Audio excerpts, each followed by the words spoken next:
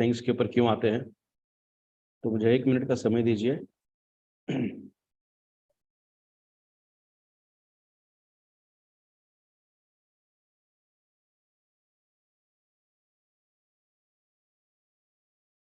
अगर मेरी screen share हो रही है तो सर एक बार बता देना प्लीज।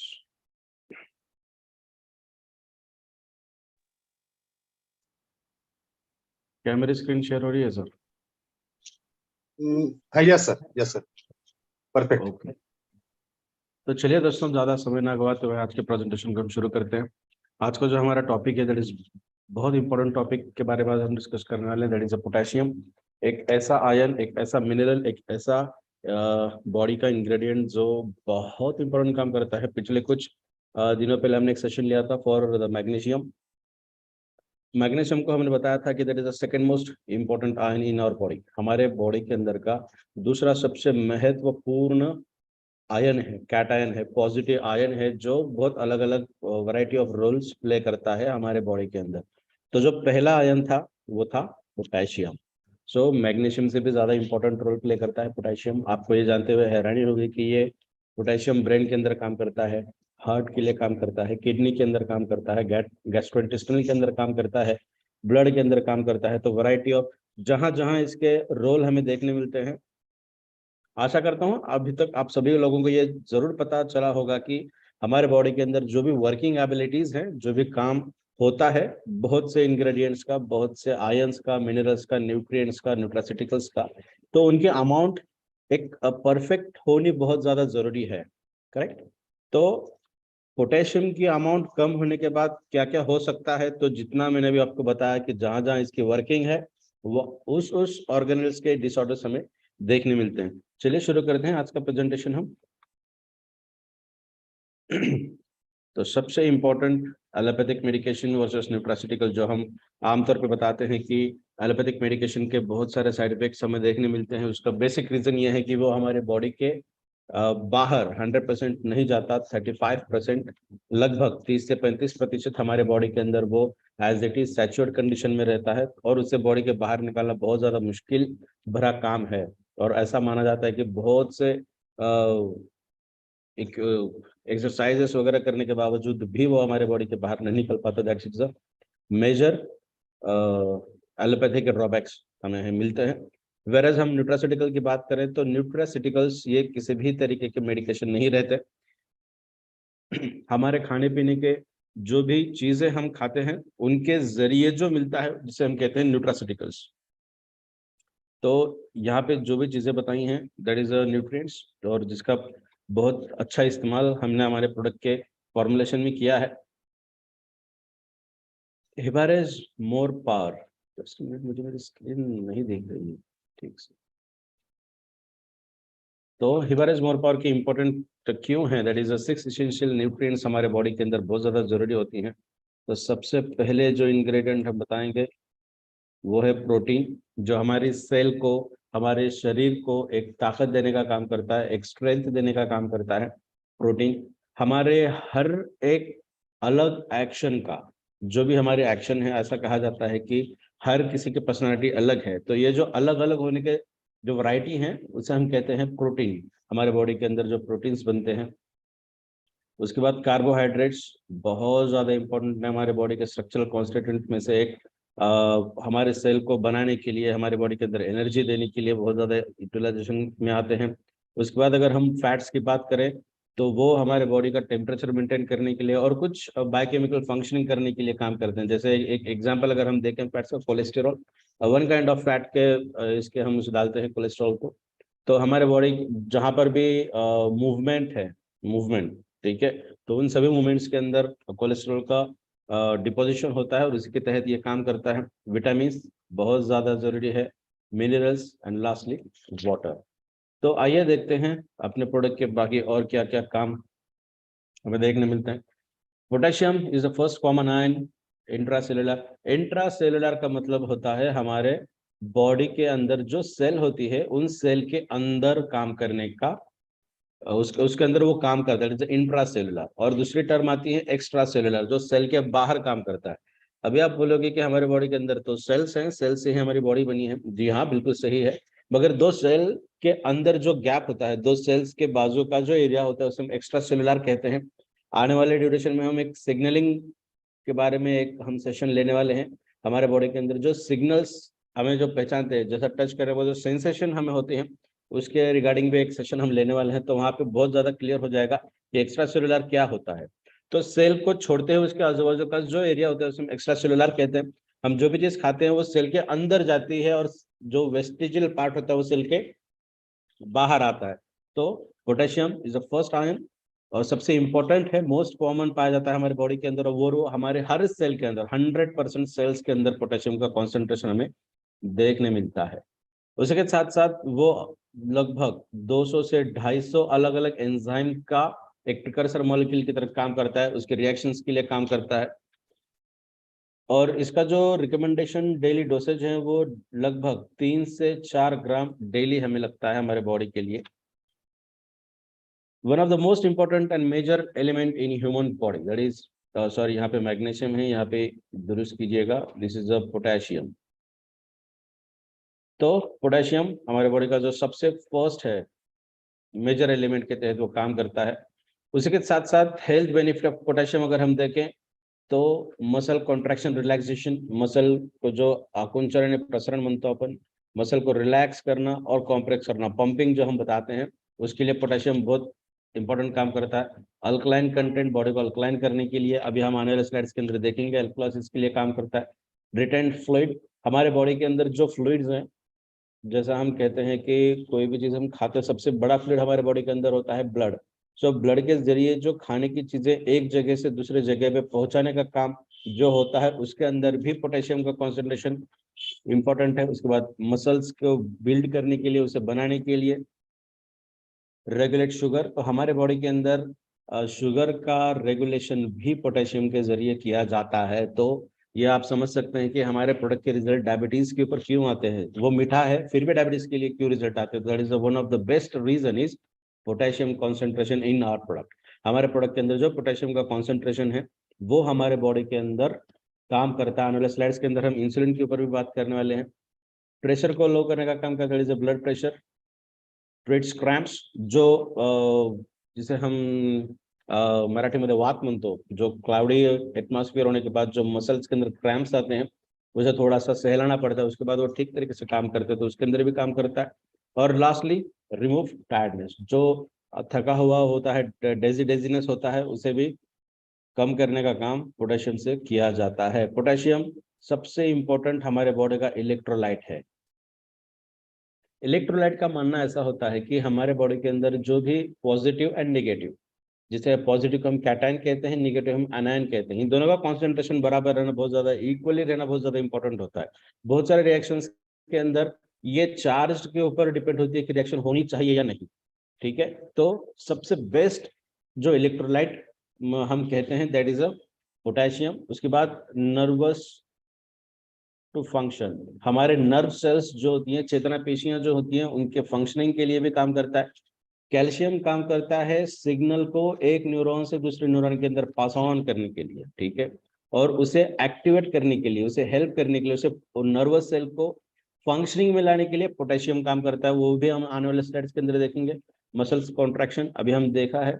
उसके बाद हार्ट बीट को रेगुलर मेंटेन करने के लिए भी ये काम करता है। हमारी जो बीटिंग फास्ट होती है, तो उसे 15 से 20 मिनट अगर हम शांत बैठ जाएं तो हमारी हार्ट बीट्स जो है वो कम हो जाती हैं, तो उसके लिए भी प्रोडक्ट काम करता है, पोटेशियम काम करता है। उसके बाद मूव न्यूट्रिएंट्स, जो अभी हमने यहाँ पे बताया था कि रिटेंस फ्लूइड्स, तो हमारे बॉडी के अंदर जो भी खाने का जरिया है, एनर्जी एक जगह से दूसरे की तरफ पास ऑन की जाती है, न्यूट्रिएंट्स के मूवमेंट के लिए भी पोटेशियम का काम बहुत अच्छी तरीके से किया जाता है। उसके बाद waste product out of the cell, तो सेल के अंदर जो वेस्टिजियल पार्ट होता है जिसे हम एक्सक्रीशन कहते हैं, तो एक्सक्रीशन के अंदर भी पोटेशियम का वर्क अच्छी तरीके से किया जाता है। और यहाँ पे बताया गया है कि सोडियम का कॉन्सेंट्रेशन अगर बॉडी के अंदर ज्यादा हो गया तो उसे बाहर निकालने के लिए भी पोटेशियम काम करता है, तो वो भी हम आने वाले स्लाइड्स के अंदर देखेंगे। तो यहाँ पे सबसे पहले डिस्कस करेंगे हम ये वाली डायग्राम, जहाँ पे हमने बताया कि लो पोटेशियम कैंडिडेट जिनके अंदर पोटेशियम की कमतरता है, या फिर हम सीधा सीधा ऐसा कहें कि पोटेशियम डिसेबिलिटीज अगर हैं तो क्या क्या हो सकता है। तो सबसे पहले ब्लड प्रेशर और हार्ट रिलेटेड प्रॉब्लम्स हो सकती हैं। That is a higher blood pressure. उसके बाद frequently illness and caused vomiting and diarrhoea, हमेशा ही वोमिटिंग्स या फिर डायरिया हो जाना, जुलाब हम कहते हैं। उसके साथ साथ किडनी एड्रेनल ग्लैंड के डिसऑर्डर्स, सफर फ्रॉम अल्कोहलिज्म, जिन लोगों को अल्कोहलिज्म की बहुत ज्यादा आदत है, जो ज्यादा ड्रिंक करते हैं, या फिर हम ऐसा कहें वीकली ट्वाइस अगर ड्रिंक करते हैं, तो आपकी बॉडी के अंदर पोटेशियम की कमतरता 110% है। और जिन पेशेंट्स के अंदर पोटेशियम की कॉन्सेंट्रेशन कम है, तो उन पेशेंट के अंदर कार्डियक रिलेटेड प्रॉब्लम्स 100% होने शुरू हो जाएंगे, किडनी रिलेटेड प्रॉब्लम्स 100% शुरू हो जाएंगी। उसी के साथ साथ गैस्ट्रो इंटेस्टिनल ट्रैक्ट, जिसे हम डाइजेस्टिव ट्रैक्ट कहते हैं, उसके भी डिसऑर्डर्स होना शुरू हो जाता है। हैव अनकंट्रोल्ड डायबिटीज, और ड्रिंक करने वाले पर्सन के अंदर अगर डायबिटीज वाले पर्सन अगर ड्रिंक करते हैं, सॉरी, डायबिटीज वाले पर्सन अगर ड्रिंक करते हैं, तो उनका जो डायबिटीज है वो किसी भी तरीके से कंट्रोल में नहीं आ सकता। आने वाले स्लाइड्स के अंदर आप देखोगे कि पोटेशियम किस तरीके से हमारे बॉडी के अंदर रेगुलेट किया जाता है, और उसका कॉन्सेंट्रेशन अगर ज्यादा हो जाएगा तो क्या होता है, कम हो जाएगा तो क्या होता है। एक्शन पोटेंशियल के अंदर भी पोटेशियम के वर्क हम आने वाले स्लाइड्स के अंदर देख सकते हैं। सिम्टम्स अगर हम देखें तो इंक्रीज ब्लड प्रेशर, इसके सिम्टम्स यहाँ पे greater risk of heart related diseases. तो यहाँ पे जो भी चीजें हमने बताई हैं उसके सिम्टम्स क्या है वो यहाँ पे हमने दिखाने की कोशिश की है। तो सबसे important diabetes person, kidney related problems, heart related problems, gastrointestinal related problem, ये हमें देखने मिलते हैं अगर हम पोटेशियम डेफिशिएंसी से जूझ रहे तो। उसी के साथ साथ अभी यहाँ पे देखते हैं हम ये डायग्राम के अंदर पोटेशियम के क्या क्या बेनिफिट्स होते हैं। सबसे पहले एक्टिविटी ऑफ पायरुवेट काइनेज, ये सबसे इंपॉर्टेंट रिएक्शन हमारी बॉडी के अंदर होती है, दैट इज ग्लाइकोलाइसिस। जो भी खाना हम खाते हैं उस खाने को डिग्रेडेशन करना, उसे कट करते हुए बॉडी के अंदर एनर्जी का प्रोडक्शन जिस रिएक्शन से की जाती है, और उस रिएक्शन से ऑलमोस्ट 36 एटीपीज हमें मिलती हैं, दैट इज एडेनोसिन ट्राइफॉस्फेट, जो साइंटिफिक नेम है हमारे बॉडी के एनर्जी का। ठीक है, तो वो जो एनर्जी बनती है उस रिएक्शन का एंड प्रोडक्ट जो है वो है पायरुवेट, पायरुविक एसिड। और पायरुविक एसिड को फॉस्फोइनोल पायरुवेट से पायरुविक एसिड या फिर पायरुवेट में कन्वर्जन होने के लिए इंपॉर्टेंट होता है ये एक एंजाइम, और एकमात्र एंजाइम जो ये रिएक्शन कर पाता है। तो उसकी जो एक्टिविटी है उस एक्टिविटी को रेगुलेट करने का या फिर एनहांस करने का काम पोटेशियम करता है। अगर पोटेशियम नहीं है तो आपके बॉडी के अंदर एनर्जी प्रोड्यूस नहीं होगी, इसका मतलब आप हमेशा ही थके हुए महसूस करोगे। उसके साथ साथ एसिड एंड बेस का बैलेंसिंग करने का भी काम करता है। आने वाले स्लाइड्स के अंदर हम देखेंगे एसिडोसिस और अल्कोलासिस के बारे में डिस्कस करने वाले। Intracellular potassium for protein synthesis, के डिनोट करता है इस के, एंड अगर यहाँ पे प्लस हो तो इसे हम डिनोट करते हैं पोटेशियम आयन, पोटेशियम आयन कहते हैं। तो यहाँ पे पोटेशियम आयन जो है प्रोटीन बायोसिंथेसिस, बायोसिंथेसिस का मतलब हमारी बॉडी खुद से ही प्रोटीन बनाना शुरू करती है, और बहुत सारे प्रोटीन्स के अंदर ऑलमोस्ट ऑल प्रोटीन सिंथेसिस के अंदर पोटेशियम का कॉन्सेंट्रेशन बहुत ज्यादा इंपॉर्टेंट है। ट्रांसमिशन ऑफ नर्व सेल्स, जब हम बता रहे थे कि चेतना पेशी के अंदर जो ट्रांसमिशन किए जाते हैं तो वहां पे भी इसका काम होता है। उसी के साथ affect cardiac muscle activity, cardiac muscle activity की अगर हम बात करें तो कॉन्ट्रैक्शन एंड रिलैक्सेशन, जो पंपिंग हमारा हार्ट बीट होता है, हार्ट जो पंपिंग करता है उस पंपिंग को रिलैक्स होना, पंप करना, रिलैक्स होना, पंप करने का भी उस प्रोसेस के अंदर भी पोटेशियम का रोल हमें देखने मिलता है। और सबसे इंपॉर्टेंट है ऑस्मोटिक प्रेशर, जो हमारे बॉडी के अंदर ऑस्मोटिक प्रेशर काम करता है। इसका मतलब आइसोटोनिक, हाइपोटोनिक एंड हाइपरटोनिक जो सॉल्यूशंस हमारे बॉडी के अंदर होती हैं, ब्लड के अंदर कितने अमाउंट में सोल्यूट पार्टिकल है, सोलिड पार्टिकल, सॉलिड पार्टिकल है, उसे हम उसके क्वांटिटी के हिसाब से उसे हम डिफरेंशिएट करते हैं। अगर सोलिड कॉन्सेंट्रेशन ज्यादा है तो उसे हम कहते हैं हाइपोटोनिक, जहाँ पे लिक्विड कम है और सोलिड पार्टिकल ज्यादा है, हाइपोटोनिक। टॉनिक का मतलब ये, हाइपर के अंदर वाइस वर्सा। आइसोटोनिक का मतलब जितने अमाउंट में होना चाहिए उतने अमाउंट में मेंटेन करना। तो यहाँ पे हमने बताया कि मेंटेनिंग इंट्राऑस्मोटिक प्रेशर, तो उसे मेंटेन करने के लिए भाई यहाँ पे आप देख पाओ, यहाँ पे सोल्यूट बहुत ज्यादा है, यहाँ पे कोई भी सोल्यूट नहीं है। ठीक है, अगर ये प्रेशर बनता है तो हमारी सेल डिसफंक्शन में जाती है, हमारी सेल फंक्शनिंग में काम नहीं कर पाते, अच्छी तरीके से काम नहीं कर पाती। तो यहाँ का सोल्यूट पार्टिकल अगर यहाँ पे आ जाए और दोनों इक्वली हो जाए तब ही सेल काम करती है। तो इसे मेंटेन करने का भी काम पोटेशियम के तहत किया जाता है। तो आइए उसके बाद हम देखते हैं बायोकेमिकल फंक्शंस क्या है। स्लाइड्स को यूटिलाइज मत कीजिएगा प्लीज। तो बायोकेमिकल फंक्शनिंग की अगर हम बात करें तो सबसे पहले हम बात करेंगे generation of resting membrane potential, जो हम हमेशा ही बताते हैं कि हमारे बॉडी के अंदर -70 मिलीवोल्ट इलेक्ट्रिसिटी होती है, और उस इलेक्ट्रिसिटी को मेंटेन करने के लिए या फिर उसे तैयार करने के लिए, जनरेट करने के लिए सबसे इंपॉर्टेंट होता है पोटेशियम, और दूसरा सबसे इंपॉर्टेंट होता है यहाँ पे जो हमने बताया है पिंक कलर में, वायलेट कलर में, दैट इज सोडियम। तो सोडियम एंड पोटेशियम दोनों हमेशा ही एक दूसरे के साथ काम करते हैं। तो यहाँ पे हमने बताया -70 मिलीवोल्ट, और यहाँ पे बताया है +40 मिलीवोल्ट। तो ये जो एक्शन पोटेंशियल का काम है, किसी भी तरीके की रिएक्शन को शुरू करने के लिए एनर्जी की जरूरत होती है। जैसे कार को चालू करने के लिए इग्निशन हम देते हैं, स्टार्टर हम देते हैं, उसके बाद कार शुरू हो जाती है, तो उस स्टार्टर देने का काम, इग्नाइट करने का काम एक्शन पोटेंशियल के जरिए किया जाता है, चाहे कोई भी रिएक्शन हो। तो उसके लिए सबसे इंपॉर्टेंट काम करता है पोटेशियम एंड सोडियम। तो यहाँ पे हमने बताया, और उसके लिए जो ट्रांसपोर्टर काम करते हैं, ये जो ट्रांसपोर्टर है इसे हम कहते हैं सोडियम पोटेशियम ट्रांसपोर्टर, और ये एटीपीएस से काम करती हैं, आने वाले स्लाइड्स के अंदर देखेंगे। दूसरा इसका जो रोल है, बायोकेमिकल फंक्शन है पोटेशियम का, that is component of potassium sodium pump. तो ये जो पंप हम बता रहे हैं, इसका जो मेंबर है, one of the member is potassium. उसके बाद इंपॉर्टेंट इन डीपोलराइजेशन, फिर से हम आते हैं एक्शन पोटेंशियल के लिए। तो यहाँ पे -70 मिलीवोल्ट से ये जो एक्शन एक स्ट्राइक हो जाएगा, उस स्ट्राइक करने के लिए पोटेशियम को बाहर जाना जरूरी है। पोटेशियम जब भी बाहर जाता है तो एक्शन पोटेंशियल बढ़ता है, बिकॉज पोटेशियम के ऊपर प्लस चार्ज है, ये बाहर जाएगा। जैसे ये बाहर जाता है, एक्शन पोटेंशियल फेज शुरू हो जाती है, और जब ये बाहर जाता है तो सोडियम अंदर की तरफ आता है।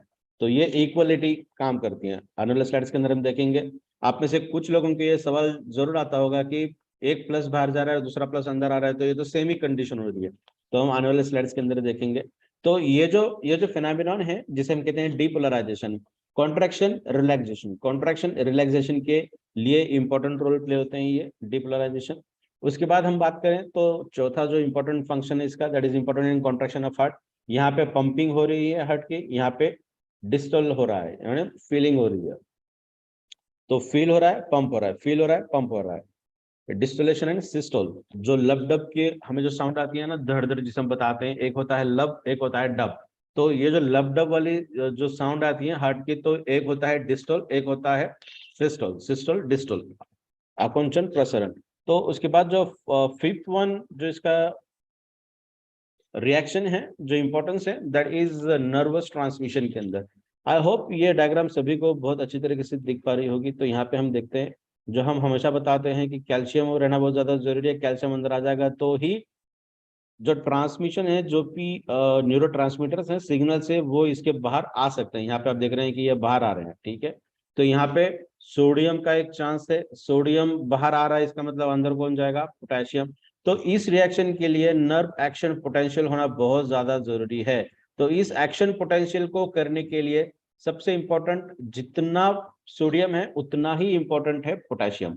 तो एक्शन पोटेंशियल जब भी शुरू हो जाएगा, उसके बाद ही कोई भी रिएक्शन होती है। तो इग्नाइट करने का, स्टार्टर करने का काम पोटेशियम और सोडियम करते हैं। तो यहाँ पे हम पोटेशियम की बात कर रहे हैं। उसके बाद जो सिक्स्थ वन इसका जो इम्पोर्टेंट फीचर है, वो है हमारे बॉडी के अंदर HCl का सिक्रेशन करना। Excuse me.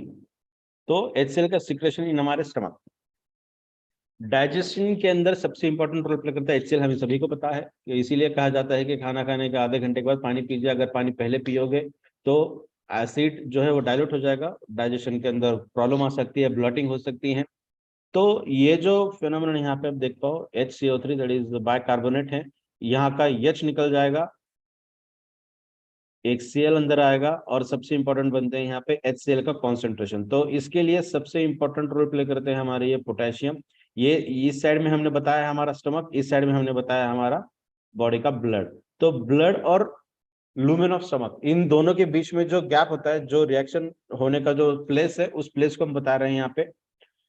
तो यहाँ पे आप देख पाओ H2CO3 बाइकार्बोनेट, इसे हम बताते हैं। बाइकार्बोनेट का जो फ्लक्चुएशन, जो डिसग्रीगेशन हो रहा है, अलग अलग जो कंपोनेंट हो रहे हैं, वो कंपोनेंट हो रहे हैं हमारे पोटेशियम के जरिए। पोटेशियम अंदर आ रहा है, और ये जो प्रोटॉन है, H+ आयन है, जिसे हम प्रोटॉन कहते हैं, वो बाहर जा रहा है। कहाँ पे, स्टमक के अंदर। जैसे ही ये बाहर गया, इसका प्लस का कॉन्सेंट्रेशन यहाँ पे बढ़ जाता है, प्लस प्लस प्लस, और जो माइनस वाले सिग्नल है, जो एक्सचेंजर है, वो यहां से बाहर आते हैं। तो अभी क्या बन गया, H+Cl-, तो ये दोनों कॉमन बन जाते हैं, और सबसे इंपॉर्टेंट यहाँ पे बनता है HCl। तो hydronium ion, sorry hydronium ion नहीं, प्रोटॉन को स्टमक के अंदर लाने के लिए एक्सचेंजर के तहत काम करता है, एक को देके दूसरा ले जाना। एक्सचेंज के लिए कौन काम करता है यहाँ पे, पोटेशियम। ठीक है, तो पोटेशियम सबसे इंपॉर्टेंट रोल प्ले करता है हमारे बॉडी के अंदर HCl के प्रोडक्शन के लिए। और सातवां इंपॉर्टेंट इसका जो फीचर है वो है एक्टिवेशन ऑफ सम एंजाइम्स। जो हमने बताया था कि लगभग 200 से 250 एंजाइम्स ऐसे हैं जिसके एक्टिवेशन के लिए या फिर उसके रिएक्शन होने के लिए पोटेशियम काम करता है। तो जो हमने बताया था पायरुवेट के सिंथेसिस के लिए, तो वो रिएक्शन बता रहे हैं। तो पहले 1 to लेके 6 रिएक्शन वो यहाँ पे हम बता नहीं रहे, बिकॉज पायरुवेट सबसे लास्ट में बनता है। तो 7वीं स्टेप यहाँ पे आप देख पाओ 1,3 बिस्फॉस्फोग्लिसरेट यहाँ पे बना है, that is a glycolysis system के अंदर का एक इंग्रेडिएंट। और यहाँ पे सबसे जो लास्ट है, यहाँ पे पायरुवेट बना है, करेक्ट। तो पायरुवेट कहां से बना है, PEP, that is phosphoenol pyruvate. और इस फॉस्फोइनोल पायरुवेट से पायरुवेट में कन्वर्ट करने के लिए एक एंजाइम काम करता है, that is phosphate pyruvate kinase. और इस एंजाइम के एक्टिविटी के लिए, इस एंजाइम के सिंथेसिस के लिए, या फिर उसे फंक्शनल में कन्वर्ट करने के लिए इंपॉर्टेंट रोल प्ले करता है हमारा पोटेशियम। और जो डिपेंडेंट है, यहाँ पे एक ATP बनती है, करेक्ट। तो पायरुवेट बनने के लिए सबसे इंपॉर्टेंट हमारा पोटेशियम काम करता है। दूसरा है ग्लाइकोजन सिंथेस। तो ये भी एक एंजाइम है ग्लाइकोजन के सिंथेसिस के लिए। ग्लाइकोजन हमारे बॉडी के अंदर भी इंपॉर्टेंट रोल प्ले करता है। आने वाले सेशंस के अंदर हम इसके ऊपर भी बात करेंगे। तो इसके एक्टिवेशन के लिए भी पोटेशियम का वर्क होता है। और लास्टली, और बहुत इंपॉर्टेंट, जो हमने बताया था कि लगभग सभी तरीके के प्रोटीन के सिंथेसिस के लिए भी पोटेशियम काम करता है। तो यहाँ पे मैं थोड़ा सा बताना चाहता हूँ, ये पहली रिएक्शन होती है ट्रांसक्रिप्शन। तो यहाँ पे आपका DNA है, इस DNA को यहाँ पे एक बबल फॉर्म होता है, ये आप रेड कलर का देख पा रहे हो, यहाँ पे ये बबल है। और इस बबल के अंदर दूसरा DNA बनता है। तो मैंने पहले एक बार आपको डायग्राम हाथ से बताई थी कि एक बबल फॉर्म होता है, उसके अंदर से दूसरा DNA बनता है। तो उस DNA को RNA पॉलीमरेज, ये RNA पॉलीमरेज क्या करेगा, यहाँ पे एक अपना सिंथेसिस शुरू करता है। और इस RNA पॉलीमरेज को वहां पे बिठाने के लिए, करेक्ट जगह पे अप्रोच करने के लिए काम करता है हमारा पोटेशियम। तो ये तो हो गया RNA बनने के बाद बनता है हमारा प्रोटीन। तो प्रोटीन के जो सिंथेसिस है, उस प्रोटीन के सिंथेसिस को हम बताते हैं ट्रांसलेशन। DNA को रीड करने के लिए बनता है RNA, जिसे हम कहते हैं मैसेंजर RNA, जिसके ऊपर मैसेज लिखा हुआ होता है, वो हम पढ़ नहीं पाते। तो उसे पढ़ने के लिए ट्रांसलेशन, तो उस मैसेज को ट्रांसलेट किया जाता है, जिस लैंग्वेज में किया जाता है उसे हम कहते हैं प्रोटीन।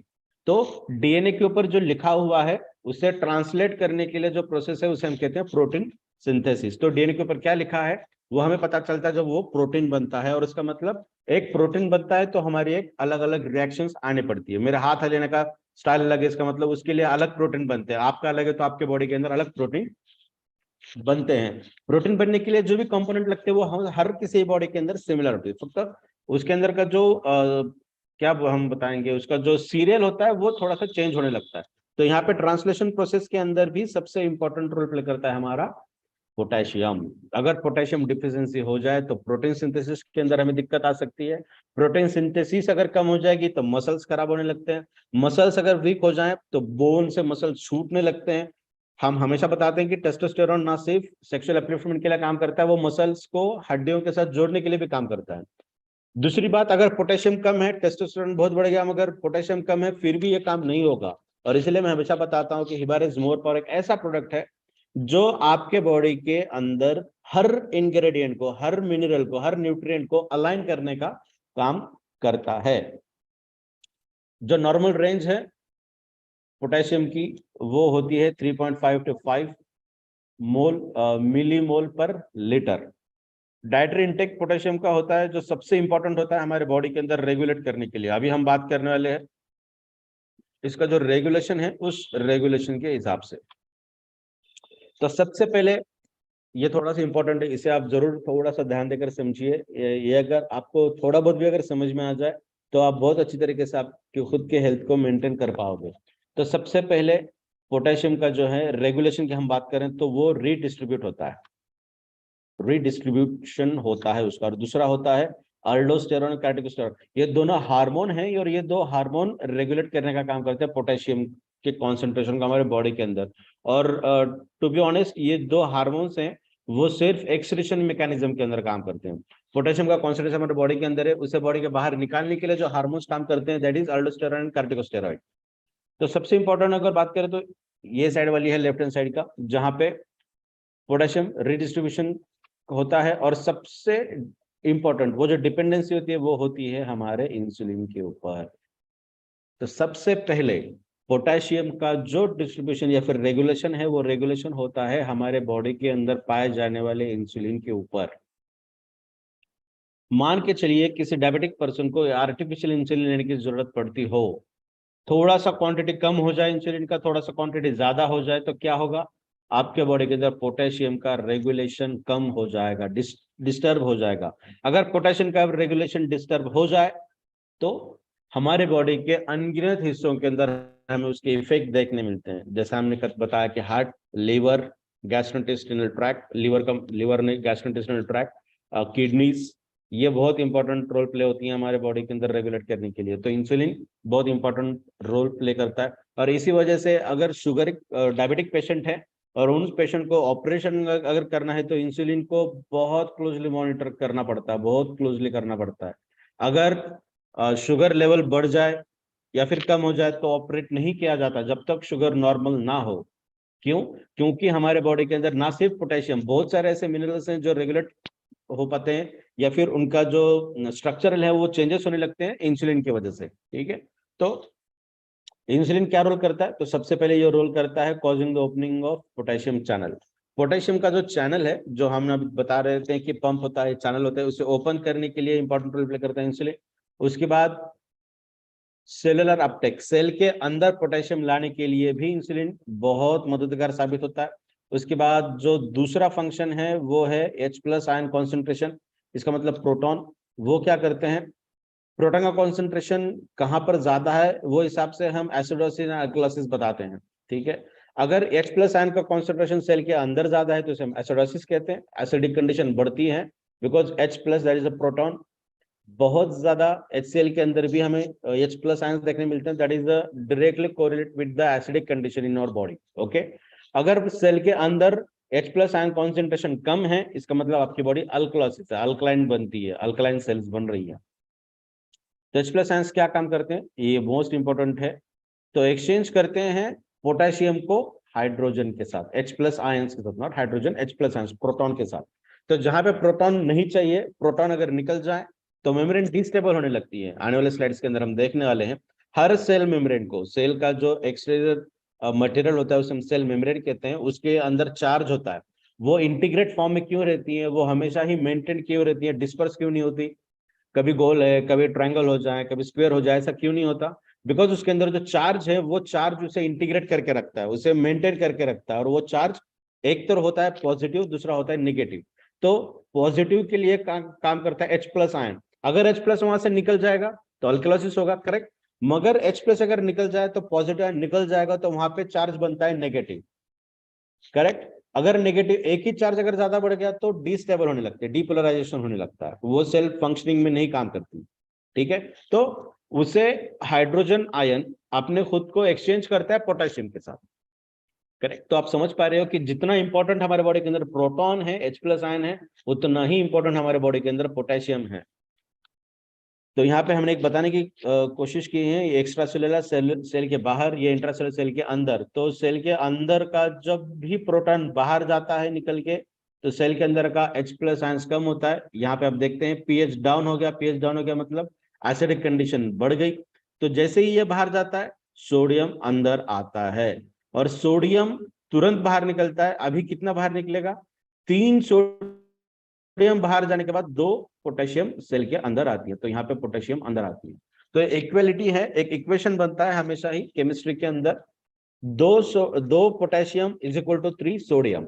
तो हमेशा ही जब एक्सचेंज मैकेनिज्म होती है तो 3 सोडियम बाहर निकाले जाती है या फिर अंदर ले जाती है, और 2 पोटेशियम बाहर निकाले जाते हैं या फिर अंदर ले जाते हैं, वाइस वर्सा, करेक्ट। तो यहाँ पे आप देख पाओगे ये जो रिएक्शन यहाँ पे बताने का काम हमने किया है। दूसरा है जो हम बात कर रहे थे अल्डोस्टेरॉन और कॉर्टिकोस्टेरॉइड, जो हमारे बॉडी के अंदर increase the excretion of potassium ion, हमारे बॉडी के अंदर का जो कॉन्सेंट्रेशन अमाउंट प्रेजेंट है पोटेशियम का, हमारे बॉडी को अगर जरूरत है तभी वो रहेगा, अगर जरूरत नहीं है, एक्सेस कंडीशन में है, तो उसे बाहर निकाल दिया जाएगा। तो बाहर निकालने के लिए जो हार्मोन्स काम करते हैं वो है अल्डोस्टेरॉन, कॉर्टिकोस्टेरॉइड। इसके अंदर ये बहुत सारे ड्रग्स हैं जो इन दो हार्मोन्स के ऊपर काम करते हैं। कुछ पेशेंट के अंदर अगर पोटेशियम का कॉन्सेंट्रेशन बढ़ता ही जा रहा है, इसका मतलब एक्सक्रीशन नहीं हो रहा है, बॉडी के बाहर नहीं जा पा रहे हैं। किस वजह से नहीं जा पा रहे हैं? बिकॉज हमारे बॉडी नेचुरली कौन काम करते हैं? ये दो हार्मोन। तो इन हार्मोन को रेगुलेट करने के लिए कुछ मेडिकेशंस दी जाती हैं, जब जाके ये अच्छी तरीके से काम करें। तो अभी रेगुलेशन के अंदर दूसरा जो इम्पोर्टेंट कैरेक्टर आता है वो है हमारे बॉडी के अंदर पोटेशियम आता कहाँ से है, हमारे बॉडी को रेगुलेट कहाँ से करता है, और हमारे बॉडी के बाहर किस तरीके से निकाला जाता है। तो सबसे इंपॉर्टेंट है first, that is a gastrointestinal tract. जो इसका मतलब गैस्ट्रोइंटेस्टाइनल जो हमारे मुंह से लेके हमारे स्मॉल इंटेस्टाइन के तहत काम करता है।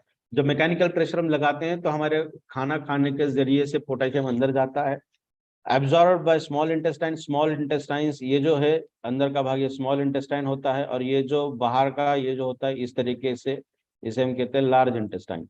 ठीक है, ये यूरेथ्रा वगैरह, ये नीचे का पार्ट। तो अंदर का जो ये भाग, ये जो हिस्सा है, उस हिस्से के अंदर एब्जॉर्ब किया जाता है। और एक्सक्रीशन की अगर हम बात करें तो ऑलमोस्ट 9% के हिसाब से, ऑलमोस्ट बता रहा हूँ, ये this is not exact amount, exact amount नहीं, ऑलमोस्ट 8 से 9% के भीतर ये बॉडी से पोटेशियम बाहर निकलने का काम करता है। दूसरा सबसे इंपॉर्टेंट, और जो आज के टॉपिक के अंदर हम बात करने वाले हैं, जिन भी पेशेंट्स को या फिर जो भी पर्सन किडनी रिलेटेड कुछ इश्यू से सफर कर रहे हैं, वो थोड़ा सा ध्यान से देखिए। जब भी आप टेस्ट करोगे तो टेस्ट के अंदर ये जरूर देखिएगा कि आपकी बॉडी के अंदर पोटेशियम का अमाउंट कितना है, कॉन्सेंट्रेशन कितना है। तो सबसे इंपॉर्टेंट है kidney, that is very much important for the excretion purpose. तो किडनी के अंदर एक्सक्रीशन यानी बॉडी के बाहर निकालने का काम किया जाता है। और तीसरा जो है that is a negligible amount, बहुत कम अमाउंट में होता है ये। जब पसीना आता है हमें, जो स्वेट आता है, जो पसीना है, उस पसीने के अंदर से भी पोटेशियम का कॉन्सेंट्रेशन बाहर जाता है। जब आप 5 से 7 किलोमीटर रनिंग करते हैं, उसके बाद वाला जो पसीना आता है, उस पसीने के अंदर से पोटेशियम बाहर निकलता है। ऐसा नहीं है कि थोड़े से गर्मी में बैठोगे और थोड़े से बूंदे अगर आ जाए तो पोटेशियम बाहर निकलता है, ऐसा नहीं होता। यहाँ पे हमने बताया कि 1 to 2%, but this not 1 to 2%, actually this is the less than 1%, और ऑलमोस्ट 1% के हिसाब से ये काम करता है। उसके बाद अगर जो दूसरा फीचर जो हम बता रहे थे कि ये that is much more important, उसके ऊपर हम बात करते हैं। किडनी के अंदर क्या क्या हो सकता है या फिर क्या होता है, थोड़ा सा यहाँ पे देखने की कोशिश करिएगा। यहाँ पे मैं थोड़ा सा कलर चेंज करूँ, थोड़ा सा ब्लैक कलर लेता हूँ मैं, थोड़ा सा यहाँ पे देख पाओगे। तो ये किडनी का एक हिस्सा हमने यहाँ का निकाल के इसे थोड़ा सा बड़ा किया है। तो यहाँ पे आप देख पाओगे कि किडनी के अंदर का जो काम है वो किस तरीके से हम यहाँ पे करवाएंगे। तो सबसे इंपॉर्टेंट होता है ये वाला हिस्सा। उसके बाद आता है ये वाला हिस्सा जिसे हम ये बोमेंस कैप्सूल, ये जो ट्रैक देख रहे हैं ना आप, ये ट्रैक। उसके बाद आता है ये वाला हिस्सा, और सबसे लास्ट आता है ये पूरी ये खड़ी लाइन, ये वाला हिस्सा। तो ये 4 सबसे इंपॉर्टेंट भाग हैं, पार्ट्स हैं हमारे किडनी के अंदर, जहाँ पे एब्जॉर्प्शन, रीएब्जॉर्प्शन, एक्सक्रीशन, ये सभी चीजें आपको यहाँ पे देखने मिलेगी। तो सबसे पहले ये जो ब्लू लाइन देख रहे हैं आप, ये भी हेनलेस लूप, इसे हम हेनलेस लूप कहते हैं। ये जो ट्यूबुल ऊपर से नीचे जाती है, जो फर्स्ट नीचे से ऊपर आती है, सबसे लॉन्गेस्ट वाली, उसे हम कहते हैं हेनलेस लूप, और वहां पे भी एब्जॉर्प्शन का काम होता है। तो ये जो सबसे पहला पार्ट है ग्लोमेरस या फिर रिनल कार्पसूल, यहाँ पे potassium entered through the blood, blood के जरिए जो पोटेशियम आता है किडनी के अंदर, वहां पे 100% फ्रीली फिल्ट्रेशन का काम किया जाता है ये वाले हिस्से में। थोड़ा कलर चेंज करें हम, ये वाले हिस्से में। तो यहाँ पे सबसे ज्यादा फिल्ट्रेशन का काम किया जाता है। आप थोड़ी सी डायग्राम कॉम्प्लेक्स शायद दिख पा रही होगी आपको। जैसे ही अंदर आती है तो यहाँ पे इतना बड़ा एक मुंह होता है, और फिर यहाँ से एक छोटा, जैसा अभी सांप स्नेक मुंह जब खोलता है तो जो हिस्सा दिखता है वो होता है सबसे इंपॉर्टेंट ग्लोमेरस। और उसके बाद उसकी जो पूरी बॉडी होती है वो छोटी छोटी होती है, तो वहां से एक्सक्रीशन का काम किया जाता है, यहाँ पे फिल्ट्रेशन का काम किया जाता है। तो 100% फ्री तरीके से पोटेशियम का जो फिल्ट्रेशन होता है वो वहां पर होता है। उसके बाद जो सबसे निचला वाला हिस्सा यहाँ पे हम बता रहे हैं, दैट इज हेनलेस लूप। इस हेनलेस लूप के अंदर 15% रीअब्जॉर्ब किया जाता है प्रोटीन, सॉरी पोटेशियम। पोटेशियम का 15% रीअब्जॉर्ब ब्लड के अंदर, कि तो किडनी के अंदर ब्लड के जरिए ही पोटेशियम आया। 65% ब्लड के अंदर ये रीअब्जॉर्ब किया जाता है। एंटायर किडनी की अगर हम बात करें, एंटायर किडनी की अगर हम बात करें तो उससे प्लस 65 प्लस हेनलेस लूप से अगर हम देखें तो 15% रीअब्जॉर्ब किया जाता है। किडनी के अंदर अगर थोड़ी सी भी दिक्कत आ जाए तो ये रीएब्जॉर्प्शन मैकेनिज्म काम नहीं करता, और जब जब पोटेशियम का रीएब्जॉर्प्शन नहीं होता तब तक चांसेस होते हैं कि स्टोन बने या फिर किडनी के अंदर थोड़ी सी सूजन आए। ये chances, it may be possible कि ये चांसेस हो सकते हैं हमारे किडनी रिलेटेड इश्यूज के अंदर।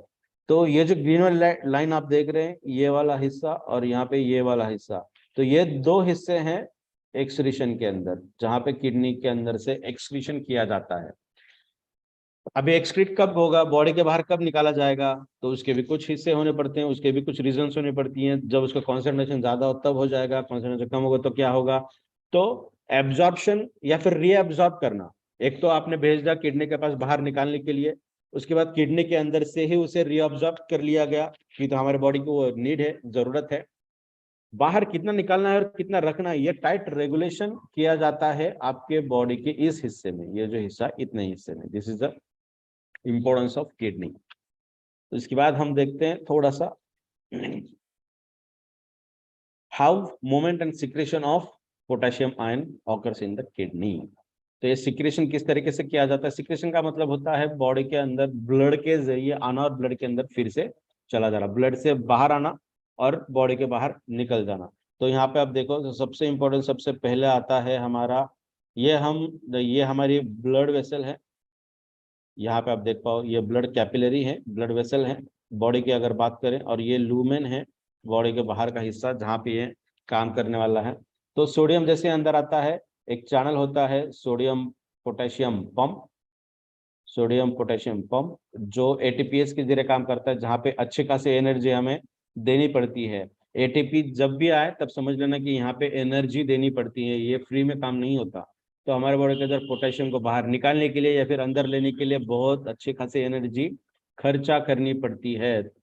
तो जब भी सोडियम अंदर आता है तो तीन सोडियम बाहर जाएंगे, 2 पोटेशियम बॉडी के अंदर आएंगे। कहाँ से आ रही है बॉडी के अंदर, ब्लड के जरिए, क्यों तो पोटेशियम खाने के जरिए ब्लड के अंदर आया है, तो ब्लड के जरिए अंदर आएगा। जैसे ही ये अंदर आता है तो अभी ये बॉडी के बाहर किस तरीके से निकाला जाए, तो इसके 2 अलग अलग रीजन हैं। सबसे पहले रीजन है पोटेशियम का कॉन्सेंट्रेशन अगर बहुत ज्यादा है, जिसे हम कहते हैं हाइपर कैलेमिया। हाइपर का मतलब ज्यादा, कैले का मतलब होता है पोटेशियम, एमा का मतलब होता है उसका कॉन्सेंट्रेशन। तो हाइपर है मतलब ज्यादा है, पोटेशियम अगर ज्यादा है तो बॉडी के बाहर निकालना दिया है, तो इस जरिए बॉडी का बाहर निकाल दिया जाएगा। दूसरा है हमारे बॉडी का पीएच अगर ज्यादा है, पीएच ज्यादा है इसका मतलब अल्कलाइन कंडीशन अगर बॉडी की ज्यादा है तब भी ये निकाल दिया जाएगा। क्यों, तो अल्कलाइन कब होगा, जब H+ आयंस बॉडी के बाहर निकाल दिए जाएंगे और पोटेशियम बॉडी के अंदर आएंगे, माने सेल के अंदर आएंगे, तब वो सेल अल्कलाइन बन जाएगी। तो होने क्या चाहिए, सेल के अंदर से पोटेशियम बाहर निकाला चाहिए, और जब भी वो बाहर जाए तो H+ आयंस अंदर आने चाहिए, प्रोटॉन अंदर आने चाहिए। जब भी प्रोटॉन अंदर आ जाएंगे तो वो बैलेंसिंग कंडीशन में आ जाएगा। तो जब भी हायर अल्कलाइन कंडीशन हमारी बॉडी की बनती है तब ये प्रोसेस होती है जहां पे पीएच ज्यादा है, अल्कलोसिस हम जिसे कहेंगे, तो वहां पे क्या होगा, पोटेशियम बॉडी के बाहर निकल जाएगा, H+ अंदर आ जाएंगे ताकि बॉडी फिर से बैलेंसिंग बना जाए। और यहाँ पे अल्डोस्टेरॉन का कॉन्सेंट्रेशन अगर इंक्रीज हो जाएगा, हार्मोन है वो, हार्मोन अगर इंक्रीज हो जाएगा तो वो भी इसी तरीके का काम करता है, सोडियम को अंदर लेकर आएगा और पोटेशियम को बॉडी के बाहर निकाल दिया जाएगा। दूसरा रीजन अगर हम यहाँ बताएं तो जैसे ही मेम्ब्रेन का जो हम बता रहे थे कि हमारी सेल की जो मेम्ब्रेन है उसके अंदर चार्जेस होते हैं, तो वो चार्ज के अंदर अगर डिस्टेबलाइज हो गया, नेगेटिव अगर चार्ज ज्यादा हो गया तो पोटेशियम के ऊपर पॉजिटिव चार्ज होता है। जैसे ही मेम्ब्रेन के अंदर नेगेटिव चार्ज ज्यादा होने लगा तो ये पोटेशियम डायरेक्टली आकर यहाँ फिक्स हो जाएगा और उसकी स्टेबिलिटी को मेंटेन कर पाएगा। ठीक है, तो सिंपल एक चीज ध्यान में रखिए, एक्सेस कंडीशन में अगर है तो उसे लॉस करना इंपॉर्टेंट है। तो अभी हम देखते हैं यहाँ पे थोड़ी सी हम लाइन बनाएंगे ऐसी। तो सिम्टम्स ऑफ हाइपोकैलमिया, हाइपो का मतलब होता है कम, पोटेशियम की कॉन्सेंट्रेशन अगर बॉडी में कम है तो क्या क्या होगा, तो बहुत ज्यादा वोमिटिंग होने के चांसेस है, डायरिया, और चेंज इन ईसीजी, ये जी कैपिटल करिएगा। तो ईसीजी हम जब भी निकालते हैं तो उसके अंदर थोड़े से प्रॉब्लमेटिक सिचुएशन हमें देखने मिलती है। जैसे हम ये अगर हम बेसलाइन पकड़े तो इस बेसलाइन से बहुत अच्छी तरीके से, ये बेसलाइन है तो इस बेसलाइन से अच्छी तरीके से आने चाहिए, ठीक है। अगर यहाँ पे हमने बताया कि टी वेव, तो ये जो टी वेव ईसीजी के अंदर हमें देखने मिलती है, ये टी वेव अगर ठीक से नहीं आ रही है तो या तो इन्वर्टेड हो सकती है, उल्टी हो सकती है। तो ये टी वेव जो ईसीजी के अंदर देखने मिलती है वो अगर इरेगुलर आ रही है तो इसका ये हम एक लॉजिकली बता सकते हैं कि आपके बॉडी के अंदर कैल्शियम की कॉन्सेंट्रेशन कम है, ठीक है। तो अगर पोटेशियम ज्यादा, कैल्शियम नहीं पोटेशियम की बात कर रहे हैं हम, सॉरी। तो जैसे ही हाइपर की अगर हम बात करें, यानी पोटेशियम का कॉन्सेंट्रेशन बॉडी के अंदर ज्यादा है तो वीकनेस होने के चांसेस हैं, हमेशा चिड़चिड़ा होना, इरिटेट होना और कंफ्यूज्ड स्टेट में रहना। ये अगर सिम्टम्स आपको देखने मिलते हैं लॉन्गर ड्यूरेशन के अंदर, मान के चले 7-8 दिन 1 महीने सब ये ही हो रहा है, तो इसका मतलब बॉडी के अंदर पोटेशियम की कॉन्सेंट्रेशन ज्यादा है।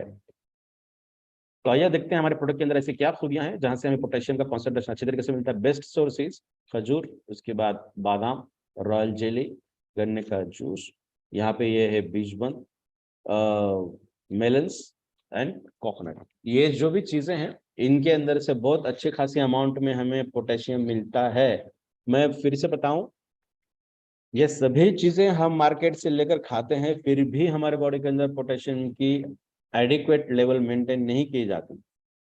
अपने प्रोडक्ट से ये क्यों होगा, इवर इज मोर पावर से क्यों हो सकता है, इसका मतलब इसके अंदर ऐसे कुछ खास बातें हैं जिस वजह से ये चीजें पॉसिबल हैं। सबसे इंपॉर्टेंट है एक्सट्रैक्शन मैकेनिज्म। इसके अंदर जो एक्सट्रैक्ट हमने यूटिलाइज किए हैं, जो भी मेडिसिनल प्रॉपर्टी इसके अंदर हमें दिखती है, हमने उसे उठा के इसके अंदर डाला है तो उसके 100% हमें रिजल्ट्स देखने मिलते हैं। Now the choice is yours, आपको यूज करना है या नहीं करना है। ये तो हम आप सिर्फ बात कर रहे हैं पोटेशियम के रिगार्डिंग, ऐसे अनगिनत सेशंस आने वाले दिनों में होने वाले हैं जहां पे अपने प्रोडक्ट के बेहतरीन इफेक्ट आपको देखने मिलेंगे। यहाँ पे मैं हमेशा यही कोशिश करता हूँ, एक अगर हम प्रोडक्ट के एक अगर हम इंग्रेडिएंट की बात करें या फिर डिसीज की बात करें तो वो क्यों होता है, उसके हमारे बॉडी के अंदर क्या क्या समस्याएं होती हैं या फिर किस तरीके से वो हमारे बॉडी के अंदर कॉन्ट्रीब्यूट करता है, और उसके बाद किस तरीके से निकाला जाता है। जैसे हमने पोटेशियम के बारे में आज देखा, होता क्या है हमारे बॉडी के अंदर, वो किस तरीके से रेगुलेट करता है, कम हुआ ज्यादा हुआ तो क्या हो सकते हैं, और अपने प्रोडक्ट के अंदर से क्या कंटेंट है जो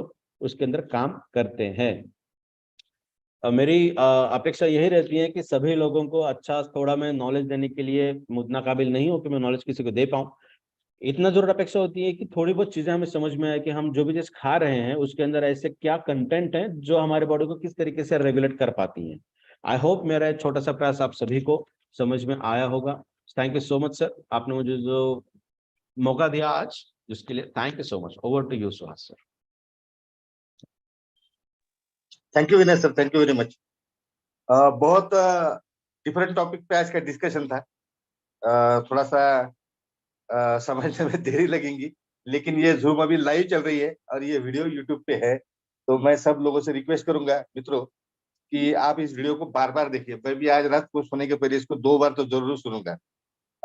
तो थैंक यू विनय सर, एक बहुत अच्छा और बहुत जरूरी जो भी हमारे बॉडी के लिए जरूरी माइक्रो न्यूट्रिएंट्स एंड न्यूट्रिएंट्स होते हैं, जो भी आयंस होते हैं, इसके बारे में आज आपने जो जानकारी दी है रियल में एक अमेजिंग चीज है। और इतना सारा ज्ञान का भंडार आपसे हमें मिलता है कि हम शायद आधे डॉक्टर तो अभी बन ही चुके होंगे लेकिन इतना कॉन्फिडेंस तो जरूर आ गया है कि किसी डॉक्टर के सामने बैठ के प्रेजेंटेशन अगर देना है तो हम आसानी के साथ में दे सकते हैं। सो थैंक यू, आपका बहुत बड़ा कंट्रीब्यूशन है विनय सर ये सारी चीजों में। तो दोस्तों, आज का प्रेजेंटेशन था, हम चाहेंगे यहाँ पे कुछ आज टेस्टिमोनियल भी लेंगे ताकि आप लोगों को यहाँ पे कुछ शेयरिंग हो सके। तो आप अगर कुछ प्रोडक्ट से रिलेटेड अगर कुछ टेस्टिमोनियल अगर देना चाहते हैं तो आप डेफिनेटली, जरूरी है दोस्तों कि आप यहाँ पे हैंड रेज कीजिए, चैट में मैसेज मत कीजिए मुझे, क्योंकि वो पढ़ने के लिए अलग से ध्यान देना पड़ता है उसकी तरफ। सो कोई अगर यहाँ पे अगर अपना टेस्टिमोनियल शेयर करना चाहता है तो आप यहाँ पे हैंड रेज कर सकते हैं, या आपका कोई मतलब कॉमन क्वेश्चंस के अलावा अगर कोई क्वेश्चन है, कॉमन क्वेश्चंस के अलावा कोई क्वेश्चन अगर है यहाँ पे, तो आप उस पर भी यहाँ पे आपका ओपिनियन रख सकते हैं, आपका क्वेश्चन आप पूछ सकते हैं। सो आप एड्रेस कर सकते हैं। तब तक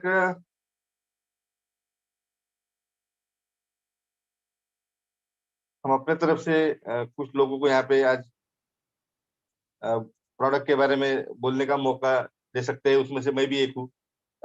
सो विनय सर का बहुत बहुत शुक्रिया। और दोस्तों आज एक हमारे पास में एक बहुत बेहतरीन टेस्टिमोनियल आया है, जिसको हमने यूट्यूब पे लॉन्च डाला भी है, पब्लिश भी किया है।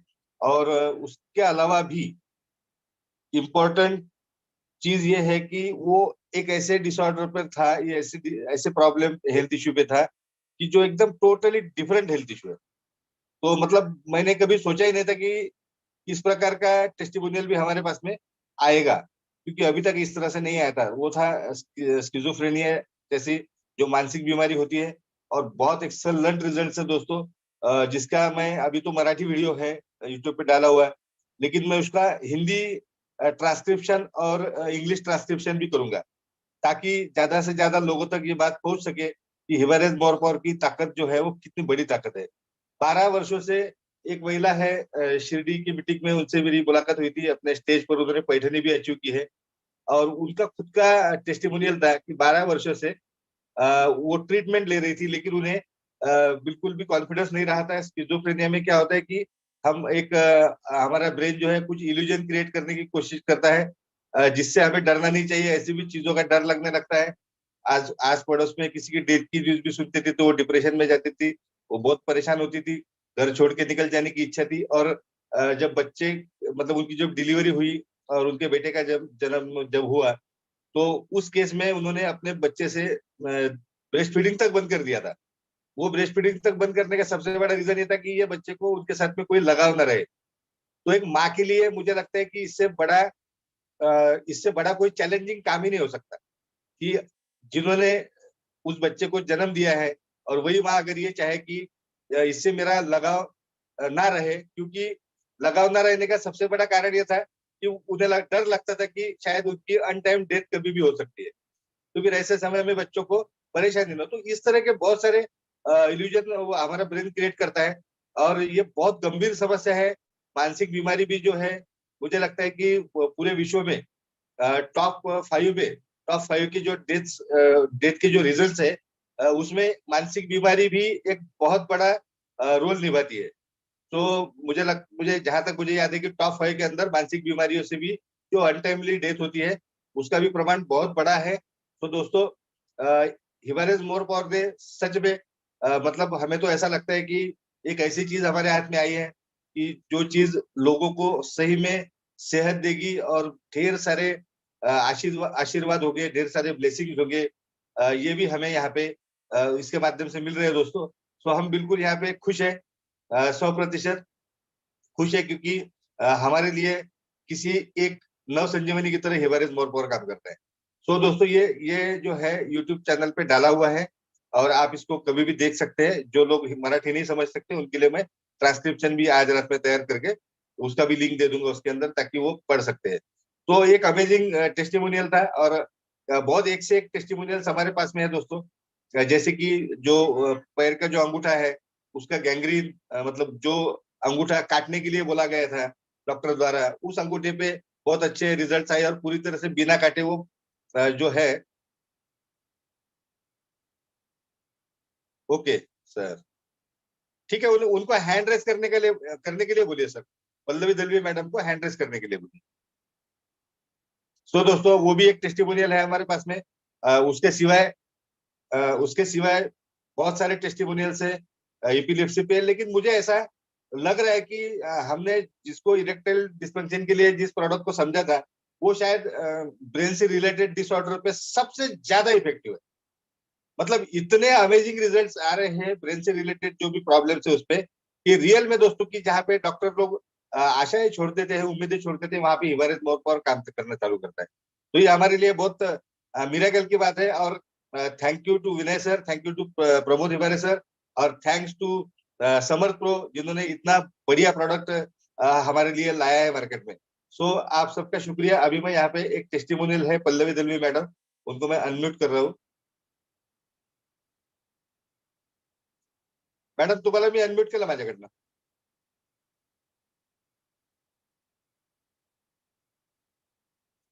पल्लवी मॅडम तुम्ही तुमच्याकडनं अनम्यूट करा, मी माझ्याकडनं अनम्यूट केलाय तुम्हाला.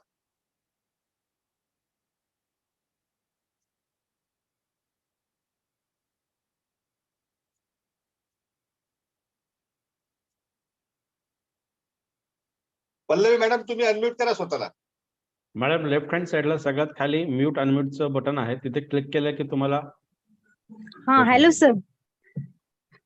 हाँ मैडम मैं हाँ मैं पल्लवी दळवी बोल रही हूँ सातारा से. आसिफ सर और पांडे सर की टीम से.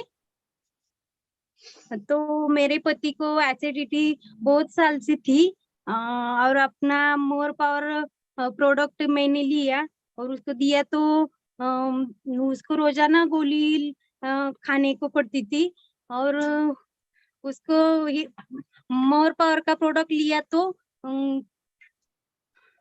एसिडिटी कम हो गई. Great great great great madam, और कुछ कहना चाहेंगे आप? नहीं और वो उसका मुझे फ्रेशनेस पण बहुत बढ़ गया है. ऐसे थकावट थी वो भी दूर हो गई. Very nice very nice, thank you. जैसे कि दोस्तों, जैसे कि विनय सर भी हमेशा, मतलब विनय सर से ही सुना था मैंने एसिडिटी के बारे में, क्योंकि वो एक बहुत गंभीर बीमारी है, जबकि हम उसको गंभीरता से नहीं लेते हैं, क्योंकि वो एक साइलेंट किलर के तौर पे काम करता है हमारी बॉडी में. और उसका एसिडिटी, मुझे लगता है कि जहां तक मैंने सुना है कि शायद विनय सर ज्यादा इस पे प्रकाश डाल सकते हैं, जहां तक मैंने सुना है कि एसिडिटी का जो प्रॉब्लम है, वो एसिडिटी का प्रॉब्लम शायद उसको, मतलब वो परमानेंटली क्योर नहीं होता है, जहां तक मेरी अपनी सोच है. वो परमानेंटली क्योर होते हुए मैंने नहीं देखा है. भले ही वो कंट्रोल में रह सकता है, कम हो सकता है, लेकिन जिस तरह से हमें डायबिटीज के बारे में बताया जाता है कि यह भी कभी खत्म नहीं होगा आपकी बॉडी से, उसी तरह से शायद एसिडिटी भी एक इश्यू है. और ऐसे बहुत सारे, आज भी मुझे एक टेस्टिमोनियल आया था, किसी का कॉल आया था मुझे, और उन्होंने भी मुझे वही कहा कि शुरू में 2-3 दिन 4 दिन मुझे एसिडिटी की परेशानी हुई, लेकिन उसके बाद में अभी मुझे बिल्कुल भी एसिडिटी की परेशानी नहीं हो रही है. तो ये एक अमेजिंग चीज है. एसिडिटी पे भी थोड़ा सा विनय सर का भी प्रकाश डालें कि जब भी समय मिलेगा उनको, जब भी ये योग हमारा सहयोग जो होगा. तो आप थोड़ा आगे बढ़ते हैं. यहाँ पे हम प्रकाश खरात सर को मैं यहाँ पे अनम्यूट कर रहा हूँ. सर नमस्ते. नमस्ते सर, नमस्ते. मला एक विचारायचं होतं की आपलं जे प्रोडक्ट आहे ते मिरगे गदावरा म्हणजे फिट वाल्यांना आपण देऊ शकतो का आणि त्यांचे रिझल्ट लागलेले आहेत का? सर अपने पास में एक इतना एक्सेलेंट वीडियो है यूट्यूब पे, आप चाहे तो किसी से ले लीजिए, नहीं तो अगर मुझे 2 मिनट का समय मिला तो मैं यहाँ पे उसका लिंक डाल. इतना अमेजिंग रिजल्ट है फिट्स पे, जिसको मिर्गी कहते हैं. और एक 12 साल के बच्चे का वीडियो है. वो 12 साल के बच्चे का बहुत ज्यादा जेन्युइन प्रॉब्लम था. वो प्रॉब्लम इस तरह से था कि हर उसको 5-10 सेकंड में उसको फिट्स आते थे और दिन भर उसको फिट्स आते रहते थे. तो उसका स्कूल छूट गया था, और उसके जो माता पिता है वो जिसको हम बोलते हैं कि वो किसी और की खेती में जाके काम करने वाले लोग थे, और डॉक्टर ने उसको 6 लाख रुपए का खर्च बताया था ऑपरेशन के लिए. उसके बाद भी उसकी कोई क्योर होने की कोई गारंटी नहीं ली थी. तो एक बहुत अमेजिंग रिजल्ट है वो. और मुझे लगता है कि जैसे अभी मैंने कहा भी है सर थोड़ी देर पहले कि जो भी ब्रेन से रिलेटेड जो भी डिसऑर्डर्स है, उस पे हमारे प्रोडक्ट के एक्सेलेंट रिजल्ट्स है. तो अभी विनय सर भी साथ में है, लेकिन मैं आपको बता सकता हूँ जो मैंने अनुभव लिया है, टेस्टिमोनियल्स लिए हैं, मुझे इतना पक्का जरूरी कॉन्फिडेंस के साथ में बता सकता हूँ कि जिनको भी फिट्स की बीमारी होगी, जैसे कि एक सेशन भी हमारा हुआ है, उसका भी एक वीडियो अपने यूट्यूब चैनल पे है, वो भी मैं देने की कोशिश करूंगा आपको. तो विनय सर ने वो सेशन दिया था कि ये कैसे एपिलेप्सी पे, मतलब फिट्स पे, मिर्गी पे कैसे काम करता है. तो बहुत अमेजिंग रिजल्ट है सर. और प्रकाश खरात सर, आप इसको बिल्कुल विश्वास के साथ में दे सकते.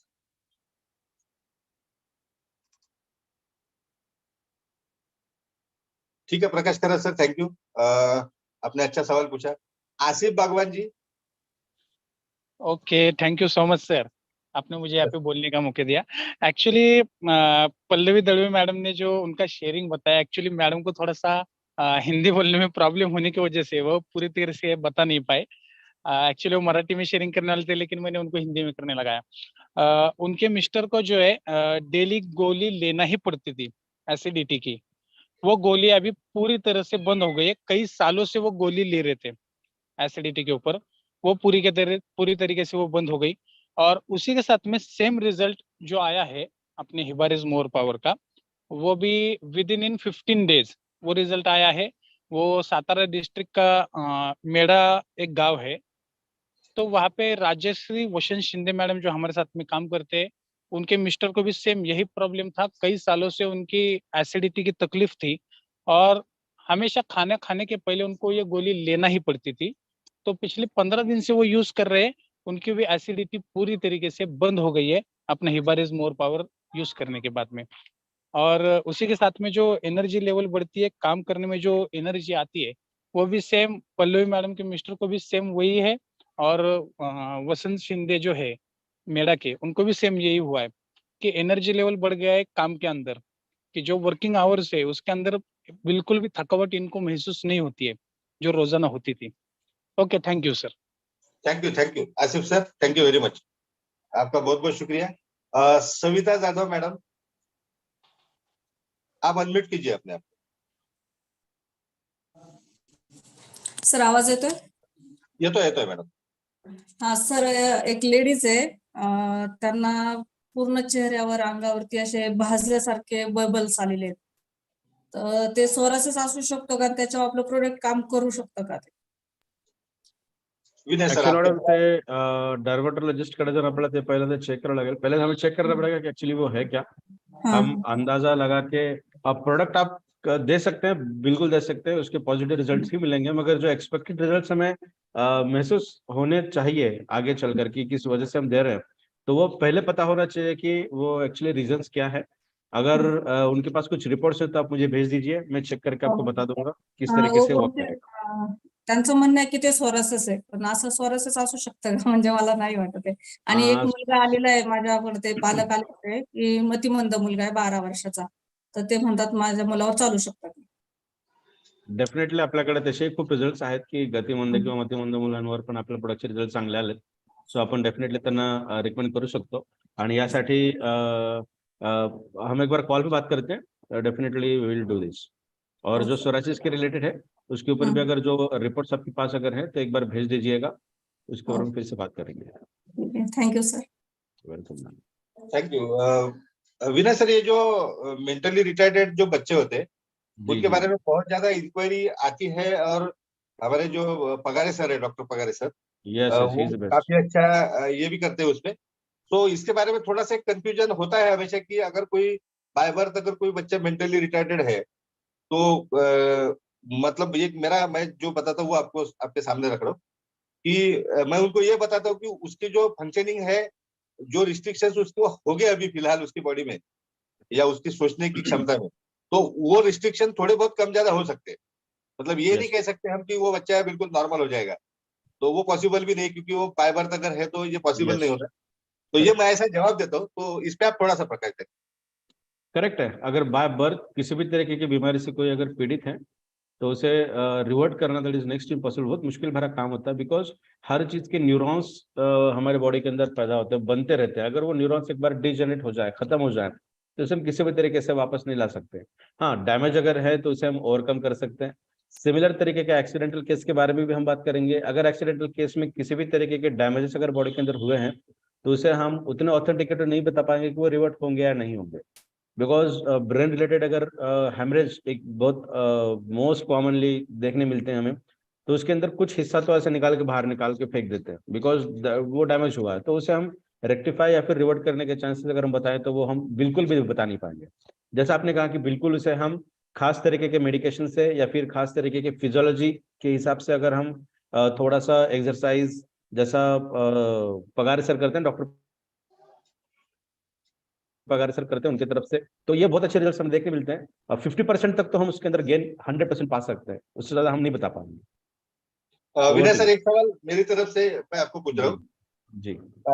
एक हमारे पास में एक ऐसी केस आई आज जो शिरडी से थी, और उन्होंने ये मुझे पूछा कि स्पर्म काउंट जो उनका जो 0 था, तो फर्स्ट 15 डेज में उनका जो स्पर्म काउंट है वो बढ़ चुका था काफी मात्रा में जी। लेकिन सेकंड हाफ जो था मंथ का, मतलब आने वाले जो अगले जो 15 डेज थे, उसके अंदर उनका जो स्पर्म काउंट बढ़ चुका था वो फिर से 0 हो गया। फिर से 0 हो गया। ऐसा तो Yes. नहीं होना चाहिए। जिसे हम कहते हैं एजोस्पेरिला, एजोस्पर्मिया जो एक डिजीज है, उसके अंदर स्पर्म काउंट बहुत कम या फिर निग्लिजिबल अमाउंट में रहता है। तो अपने प्रोडक्ट के लगभग 3 से 4 महीने का सेवन जरूरी है, बिकॉज आपके बॉडी के अंदर ऐसे बहुत रीजंस हो सकते हैं जो उसके ऊपर काम करते हैं। साइकोलॉजी हो सकती है, हार्मोनल हो सकते हैं, फिजियोलॉजिकल हो सकते हैं, अब अनगिनत हो सकते हैं। तो उसे हर चीज को ओवरकम करने के लिए बहुत टाइम लग सकता है, ऑलमोस्ट 3 से 4 महीने। और जैसा बता रहे हैं कि बहुत सारे जैसे हम एसिडिटी के बारे में बताते हैं कि पहले आप अगर प्रोडक्ट ले रहे हैं तो एसिडिटी और हीट बढ़ती है, फिर धीरे धीरे कम होने लगती है। उसी तरीके से इतने एक्सट्रैक्टेड फॉर्मुलेशन आपके बॉडी के अंदर कभी नहीं मिले। जैसे हम बताते हैं कि खाना खाने के बाद 1 घंटे की या फिर 2 घंटे के बाद हमें एनर्जी मिलती है, उसी तरीके से अगर हम सलाइन देते हो बहुत जल्दी एनर्जी मिलती है। तो इसका मतलब ऐसा नहीं है कि हम हमेशा ही सलाइन लगा के घूमें। तो आपके बॉडी के अंदर एक्सट्रैक्ट अगर बहुत जल्दी मिलता है, टू द पॉइंट अगर मेडिकेशन मिलता है, तो उसके रिजल्ट हमें देखने मिलते हैं। आपके बॉडी को उसे एब्जॉर्ब करने के लिए या फिर बॉडी का रूटीन में लाने के लिए थोड़ा सा समय लगता है। तो किसी भी तरीके के आर्थराइटिकल प्रॉब्लम्स में ये हो सकता है कि पहले 1 महीने या 2 महीने बहुत अच्छे रिजल्ट मिल रहे हैं, उसके बाद थोड़ा कम हो रहा है। इसका मतलब आपके बॉडी के अंदर वो हैबिचुअल बनते जा रहा है। ठीक है, तो प्रोलॉन्ग ड्यूरेशन के यूटिलाइजेशन से बहुत अच्छे रिजल्ट्स आपको देखने मिलेंगे in every condition. Yes sir, thank you. मैंने उनको वही सजेशन दिया था कि आप इसको कंटिन्यू रखो, एक बार बढ़ सकते हैं तो आने वाले समय में जरूर बढ़ेंगे। 100%। तो थोड़ा सा ये जुगाड़ के तौर पे मैंने बोला था, लेकिन लेकिन थैंक यू, आपने जो जवाब दिया उसके लिए। दोस्तों अभी क्वेश्चन आंसर, क्योंकि हमारा 1 घंटे का समय ज्यादा हो चुका है और आज हम ये चाहेंगे कि आज प्रमोद सर यहाँ पे 5 से 7 मिनट क्यों ना, क्योंकि इस संडे का सेशन आप लोगों का मिस हो गया था, प्रमोद सर बिजी थे, तो प्रमोद सर को यहाँ पे आज अपना मैसेज देना है। लेकिन फिर भी आप शॉर्ट में अगर पूछते होंगे तो मैं आपको अनम्यूट करता हूँ, जो भी पूछना है आप शॉर्ट में पूछिए। फास्ट विश्वनाथ देव, विश्वनाथ देव सर, मैंने आपको अनम्यूट किया मेरी तरफ से।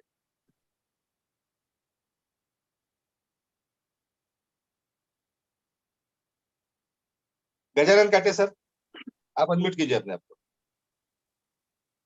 नमस्ते सर, आवाज आ रही है मेरी? यस सर, हाँ यस सर। सर।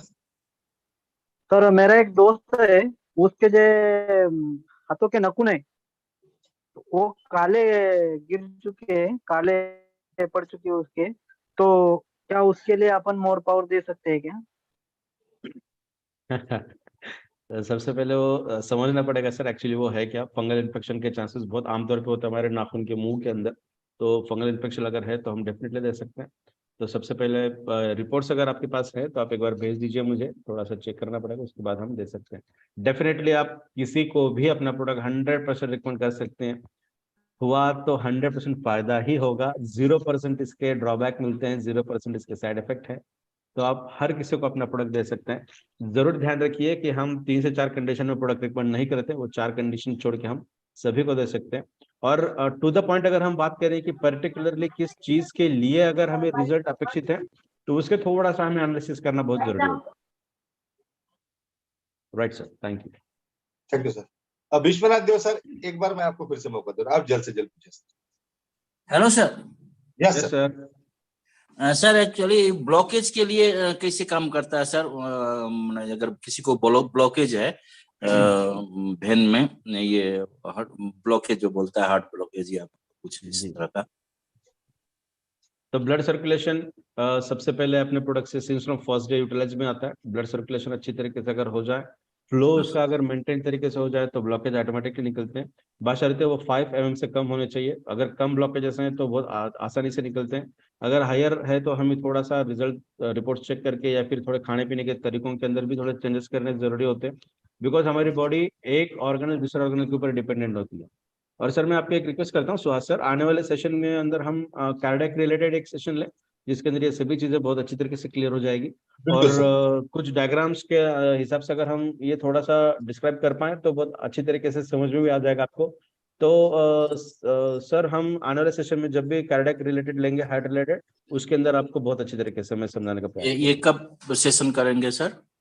आने वाले संडे को कर देंगे सर। ओके ओके देव सर, एक प्रेजेंटेशन करने के लिए विनय सर को काफी हार्डवर्क करना पड़ता है, निश्चित रूप से। नहीं, फिर भी मतलब कब होगा वो जानकारी हम डेफिनेटली नेक्स्ट संडे हमको इससे पर्सनली इंटरेस्ट है इसीलिए हम बोले।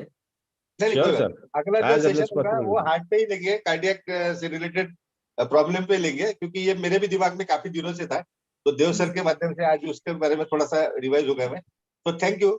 अभी जो भी 2 लोग बचे हैं, करण दहीफले सर और रवि शेखर झा सर, कल पूछिए सर आपके सवाल, कल भी हमारा जूम सेशन है ही, तो कल पूछिए, हम ये करेंगे, बात करेंगे। अभी बहुत ज्यादा समय हो चुका है, सो आज के लिए सॉरी। अभी यहाँ पे मैं हमारे जो समर्थ प्रो के फाउंडर और हिवरेज मोर पावर के पीछे की जो संकल्पना है, जो संकल्पना बनाया तो विनय सर ने है, लेकिन विनय सर की जो जिनको प्रेरणा कह सकते हैं, ऐसे हमारे प्रमोद हिवरे सर हमारे साथ में है। और मैं प्रमोद सर से रिक्वेस्ट करूंगा, क्योंकि दोस्तों एक संडे का सेशन उनके लिए हमने रखा था हर संडे के लिए, लेकिन इस संडे को पॉसिबल नहीं हुआ था, मीटिंग्स थी, दो तीन मीटिंग्स थी। सो आज थोड़ा सा प्रमोद सर को भी सुनते हैं, 5-7 मिनट 10 मिनट जितना भी सर बात करना चाहते हैं। सर आप प्लीज, आपका स्वागत है और आप यहाँ पे आपका पक्ष रख सकते हैं सर।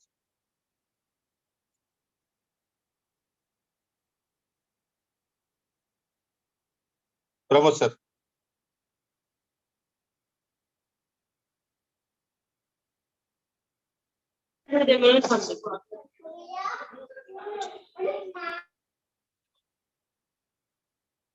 दो छोटे घर पे है और एक तीसरा भांजा भी है, तो थोड़ा सा पापा के तो घिरे हुए रहते हैं उनसे हमेशा, तो मैं हार्डली 2 मिनट हूँ का मैं समय यहाँ। दीजिए। Yes yes yes, he is there. हाँ, हाँ। 2 मिनट का समय दीजिए, पापा को बात करेंगे। यस। सभी को प्यार भरा नमस्कार, और आप सभी को बहुत सारी शुभकामनाएं देना चाहता हूँ कि हिमालय मोर पावर ये प्रोडक्ट जो है, प्रोडक्ट का जिस तरीके से हम लोग प्रमोशन कर रहे हैं, जिस तरीके से लोगों के रिजल्ट्स हमें मिल रहे हैं, तो मैं ये कहना चाहूंगा कि ये रिजल्ट्स ही नहीं, इसके साथ दुआएं भी मिल रही हैं। और दवा और दुआ कहा जाता है कि जब दवा काम नहीं करती तब दुआएं काम करती हैं। तो इस प्रोडक्ट को ब्लेसिंग्स इतने ज्यादा हमें मिल रही है कि इसके वजह से शायद जो मिरेकुलस रिजल्ट हमें मिल रहे हैं, तो मैं आप सभी लीडर्स का, स्पेशली सुहास सर और उनकी टीम और हमारे सारे लीडर्स का धन्यवाद अदा करना चाहता हूँ, और आप सभी को बहुत सारी शुभकामनाएं देना चाहता हूँ। Thank you so much. Over to Suhas sir.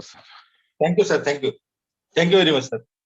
So दोस्तों, अभी डेली जूम होने वाले हैं, अलग अलग टाइप के प्रेजेंटेशन रहेंगे हर रोज, और उसमें हम नया कुछ तो भी हर बार नया कुछ तो भी सीखने की कोशिश करते रहेंगे, क्योंकि हम जितना ज्यादा सीखेंगे दोस्तों उतना ज्यादा अच्छा काम हम कर सकते हैं, और सीखने पे ही हमारा फोकस होना चाहिए। दूसरी इंपॉर्टेंट थिंग ऐसी है कि जो लोग बिजनेस से रिलेटेड या जो बिजनेस ओरिएंटेड लोग हैं, वो मॉर्निंग का जो 7:30 बजे का सेशन होता है, मैं सभी के लिए कह रहा हूँ, मॉर्निंग का जो 7:30 बजे का सेशन होता है, वो उस सेशन को जरूर उपस्थित रहेगा दोस्तों। 30 मिनट का सेशन होता है, लेकिन प्रमोद सर का जो 25-30 साल का जो अनुभव है, वो अनुभव हमें उनके माध्यम से हम तक पहुंचता है 30 मिनट में। तो बहुत काम की चीज वहां पे सीखने मिलती है, और वो कोई यूट्यूब लाइव वगैरह नहीं होता है, तो आप जूम में आओगे तो ही आपको पता चलेगा इस तरह का वो सेशन होगा दोस्तों। तो मैं आप सबसे रिक्वेस्ट करता हूँ कि मॉर्निंग 7:30 बजे का सेशन भी आप अटेंड करना चालू रखिए। शाम की तो हर रोज शाम की जूम तो होती है हमारी, और आगे भी होती रहेंगी। सो प्लीज आप मॉर्निंग का सेशन जरूर अटेंड करके देखिएगा दोस्तों। आज का जो सेशन था विनय सर की वजह से उस पर बिल्कुल 4 चांद लग गए, और मुझे लगता है कि बहुत कुछ नया सीखने को मिला है। ये वीडियो लाइव है, इसकी लिंक भी हमने शेयर कर दी है। रात को शांति से सोते समय इस वीडियो को फिर से एक बार पूरा देख लीजिएगा दोस्तों, और बार बार देख लीजिएगा। Thank you very much. आप सबका बहुत बहुत शुक्रिया मित्रों, और जय हिंद।